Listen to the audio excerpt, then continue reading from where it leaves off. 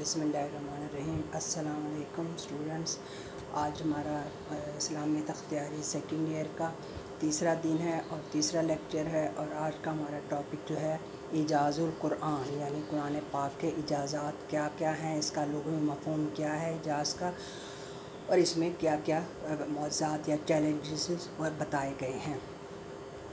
इसमें इजाज़ुल कुरान जो है, इजाज़ के मायने जो हैं आजिज़ कर देने वाले के होते हैं, यानी ऐसी चीज़ जो इंसान को आजिज़ कर दे, बेबस कर दे। कुरान पाक जो है एक ऐसी मौज़ाना किताब है जिसके लिखने से बनी नौ इंसान जो है आजिज़ है, यानी वो आजिज़, इस जैसे कोई एक आयत तो क्या एक लफ्ज़ भी नहीं वो इसके बराबर का लिख के ला सकते। जैसे कि अल्लाह ताला ने खुद कहा कि अगर तुम्हें इसमें किसी भी किस्म का इस पाक कलाम में शक है तो कोई एक आयत ही बना के ले आओ।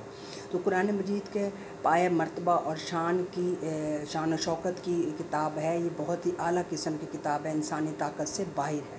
इंसान ऐसी को किताब लिखने से आजिज़ है, इसलिए इस किताब को इजाज़ुल कुरान यानी कुरान पाक का इजाज़ कहा गया है।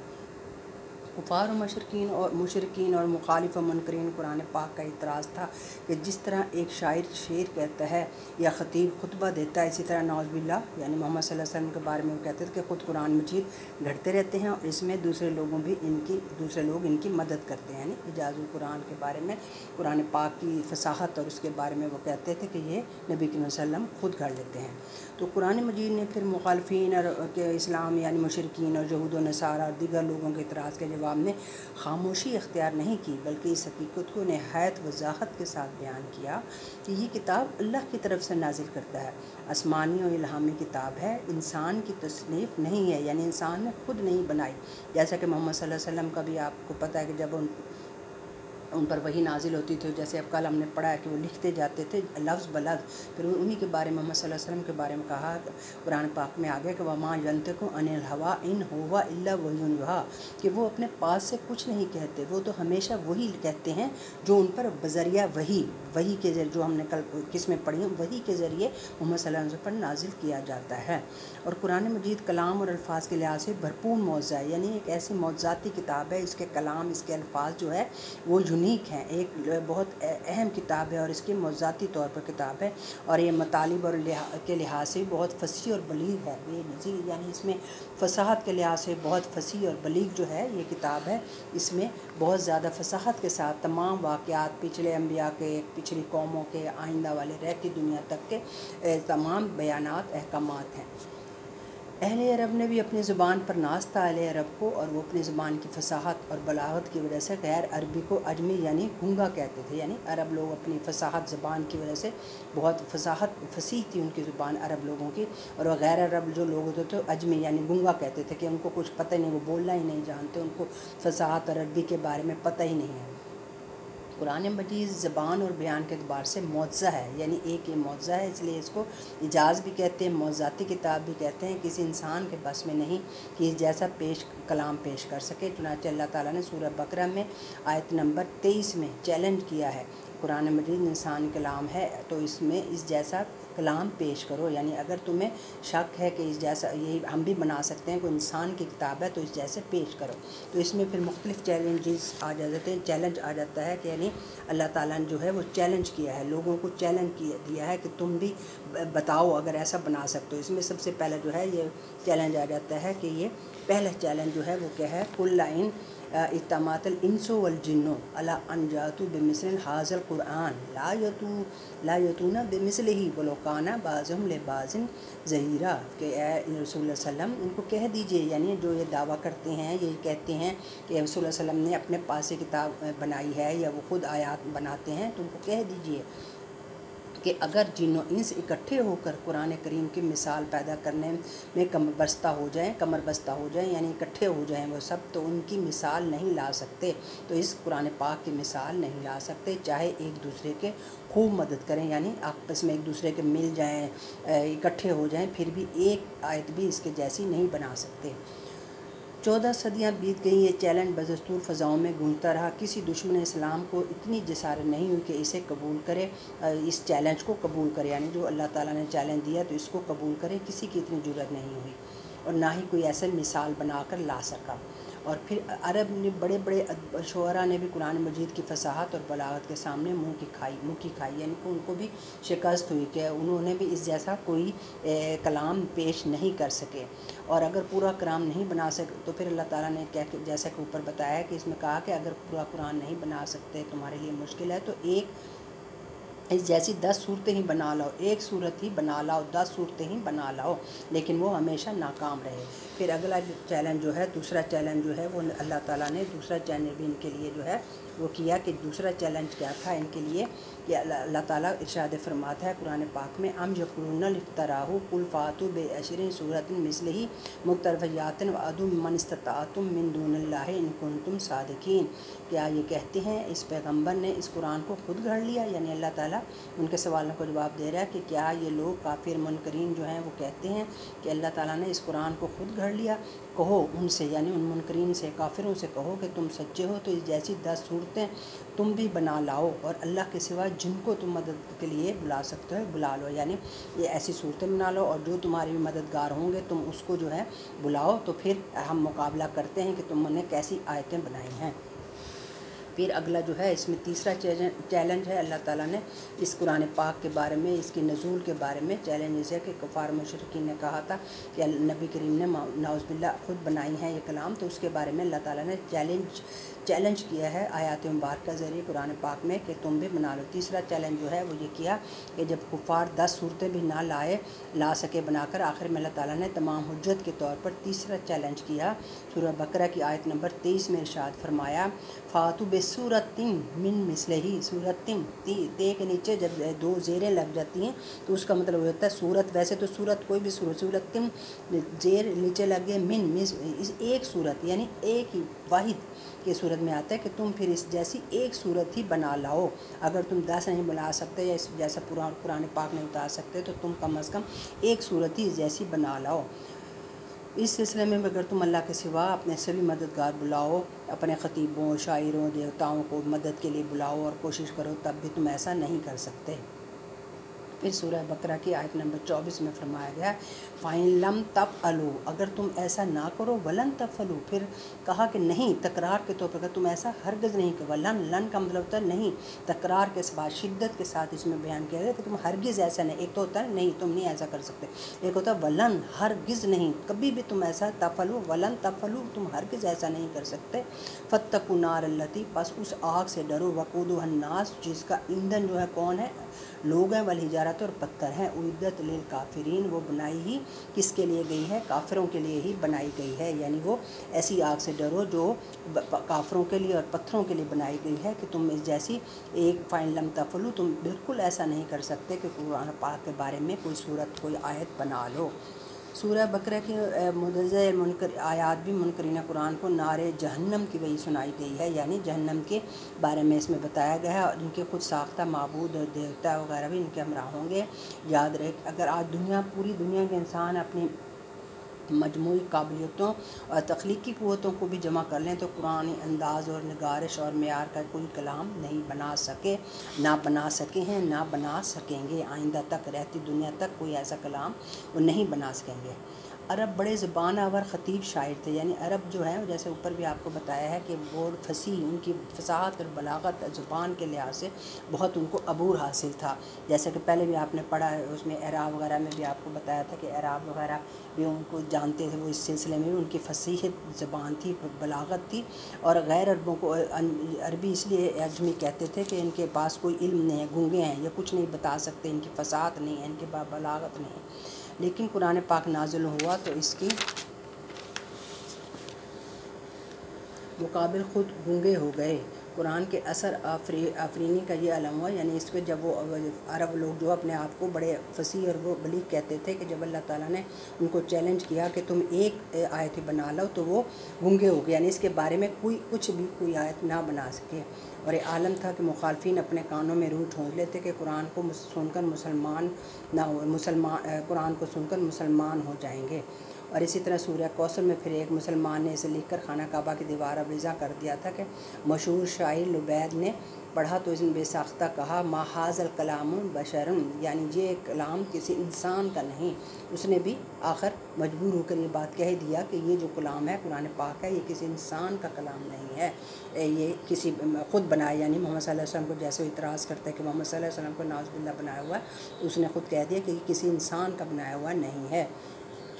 پھر آگے اس میں آ جاتا ہے کہ وجوہ اجاز، یعنی کیا کیا وجوہات ہیں اجاز کی، یعنی اس میں اجاز وجوہ اجاز، یعنی اس کو اجاز کا قرآن پاک کو اجاز کہتے ہیں، جیسے ٹاپک اجاز القرآن ہے، کیا وجوہات ہے، کس وجوہات سے ہم اس کو اجاز کہتے ہیں۔ کہ پھر اجاز و اختصار، یعنی اس میں پہلا جو ہے ہیڈنگ ہے وہ اجاز و اختصار، یعنی قرآن کریم کی موضوع ہونے کا ایک واضح ثبوت اس سے کا اجاز ہے، یعنی مختصر الفاظ میں بڑے سے بڑے مضمون کا بیان کرنا، شارٹ یعنی مختصر، اور جامع جس کو کہتے ہیں، یعنی مختصر بھی ہر بات کا بیان کرے، اور جامع یعنی اس میں تمام احاطہ آ جاتا ہے، تمام چیز کو تدلل سے مختصر طور پر تفسیر سے بیان کرنا۔ عربوں کا ایک مشہور مقولہ ہے خیر الکلام ما قل و دل، یعنی بہترین کلام وہ ہے جو قلیل ہونے کے باوجود اپنا مطلب اچھی طرح بیان کر دے، یعنی قلیل بھی ہو، چھوٹا، کیونکہ زیادہ لمبا وہ نہ ہو بلکہ چھوٹے ہونے کے باوجود تمام مفہوم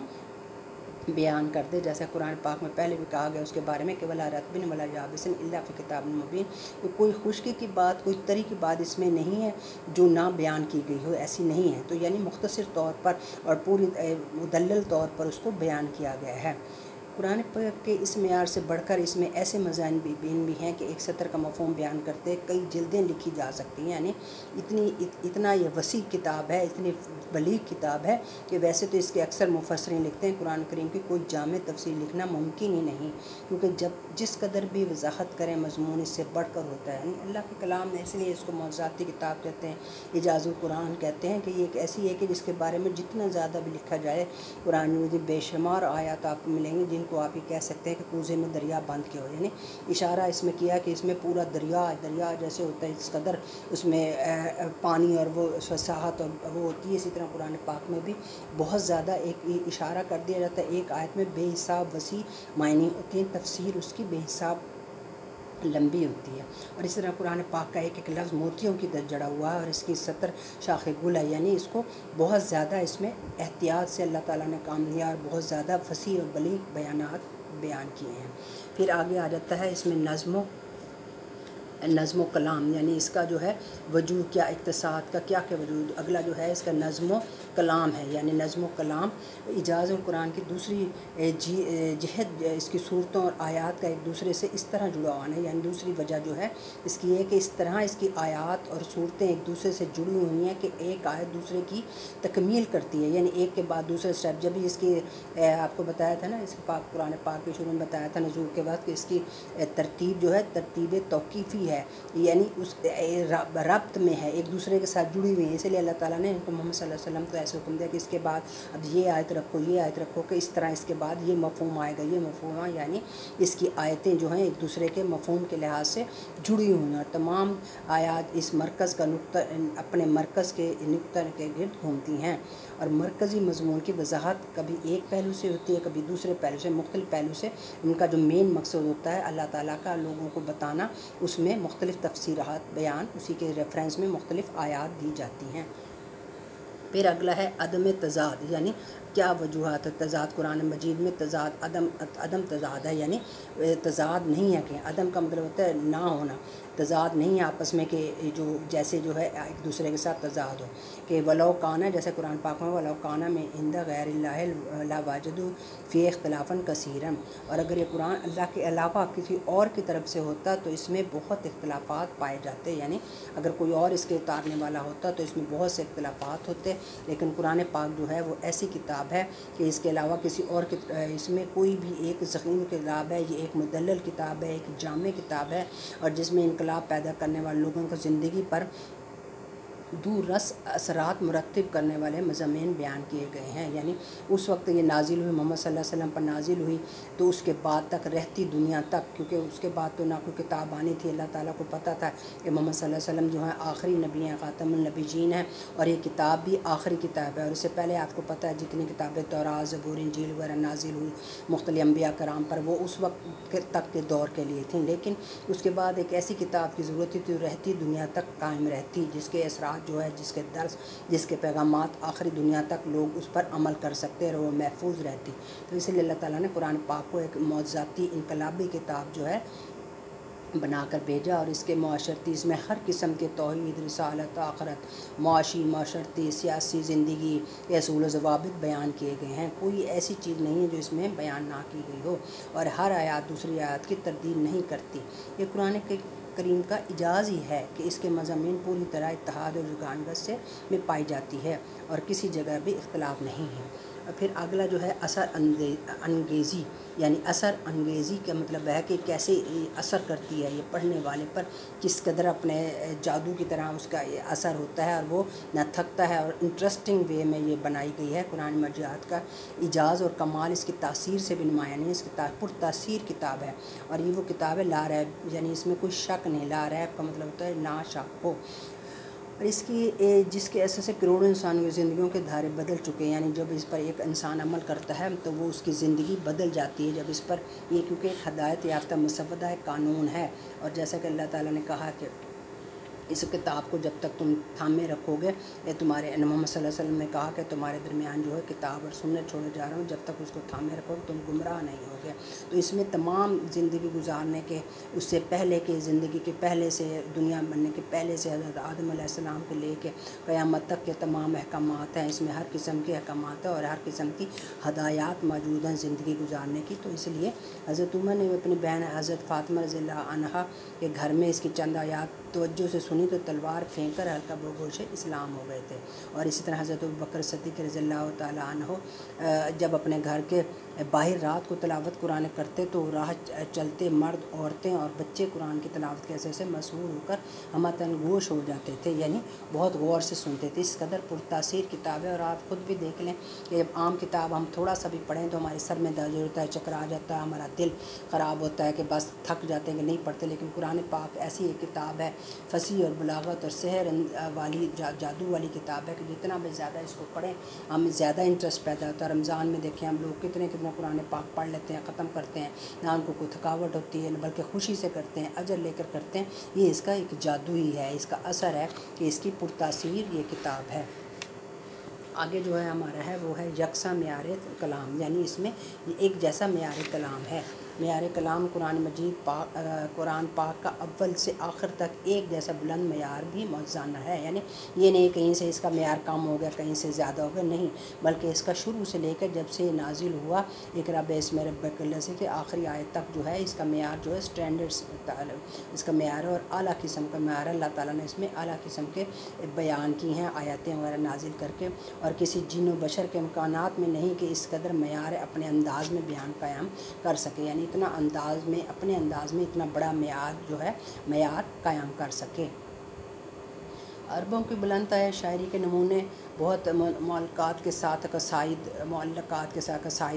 بھی اور خطبات ہمارے سامنے موجود ہیں. شروع سے ہی چند اشعار جملوں میں معیار کی کیفیت اور وہ کم ہو جاتی ہے. لیکن یہ کتاب قرآن پاک ایسی موضوعاتی کتاب ہے کہ اس میں جتنی بھی 114 صورتیں ہیں ساری کی ساری ایک سے ایک اعلیٰ ہیں، اور اس میں کہیں کمی پیشی نظر نہیں آتی. پھر آگے ہے کہ منفرد انداز، پھر ہے منفرد انداز بیان. اس کا یعنی ایک انداز بیان جو ہے اس کا منفرد ہے، عام کتابوں سے ہٹ کر ہے. قرآن پاک کے نزول سے پہلے عرب میں کئی قسم کے اصناف یہ سخنرائی تھے. مثلا قصائد تھے جن میں